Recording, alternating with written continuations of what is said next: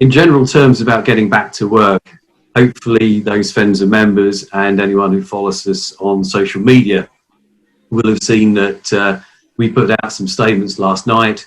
We follow the advice of government very closely, and what we've actually done is pushed forward the statements that are made by the Glass and Glazing Federation, who are our parent company. And as you'll appreciate, government has, or there have been changes. Last week it was essential work only, and now the position has changed, and you'll see that in the guidance that's been sent out.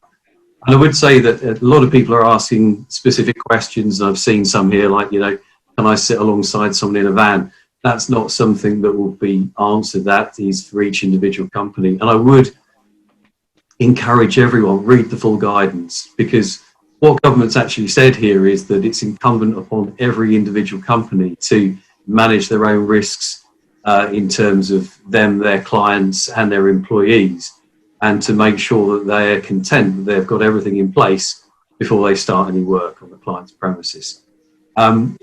There is no 100 words or something I can give you that gives you all the answers. You know, as responsible businesses, as been said earlier by Andy, you have to read the full guidance and make sure that you are compliant with it, you understand it. And if there are questions that you do have, you know, we are happy to forward those back to government to see if an interpretation can be found. But it is up to each business to make sure they fully understand and have read those documents. Now, I know that sometimes we don't want to do that. We say, you know, it's a bulky document and I just want to know the detail, but please do read the full document. It's very, very important to do that. As we progress from this, it's really interesting to see some of the comments where companies are saying, yeah, I'm ready to go back. Others are saying that they're going to wait for the R value to drop further. Again, that is a decision for every individual company. But what I would say is I'm impressed by how the industry has coped with this very difficult situation. Myself and my team have spoken to a lot of installers and manufacturers as well.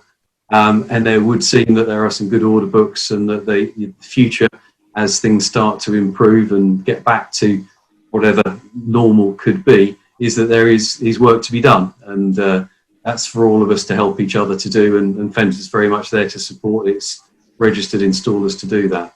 So I hope that started to answer some of your questions there. If anyone, I know Sally, you've put a couple up. If you've got something specific, Sally, inquiries@fensa.org.uk, it would get through to me, and I'm happy to pick up the phone to you on anything specific.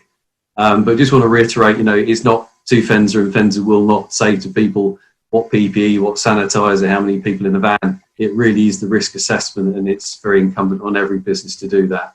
And really encourage you to read those guidelines, and also to sign up to, you go on to gov.org.uk and get the daily updates as well, because things do change. We've seen that in the last week, and they will continue to change as well.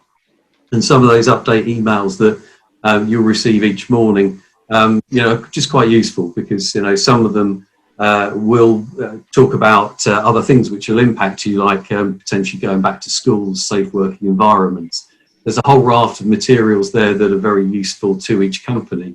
And I would encourage everyone to make sure they've got the most up-to-date information at any given time.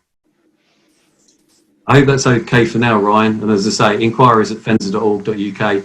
Bear with us, we are a much smaller team than we were 6 weeks ago. But if you have anything specific, we're always happy to try and help. If there's anything that you think we can help with in terms of moving a business forward, again, do speak to us. If you go onto our installation portal, not only do we have links to people like Business Pilot, but there are lots of other useful information and ancillaries as well that FENSA members can help themselves of. One of the questions that's come up, I just think I will just answer it. We talk about risk assessment guides. The Glass and Glazing Federation is working on a guide for homeowners, which is being published, and another one for installers. So bear with us, we're working on it. It isn't a rush to get information out first. It's making sure that the information that's given is accurate and useful and is the right type of information.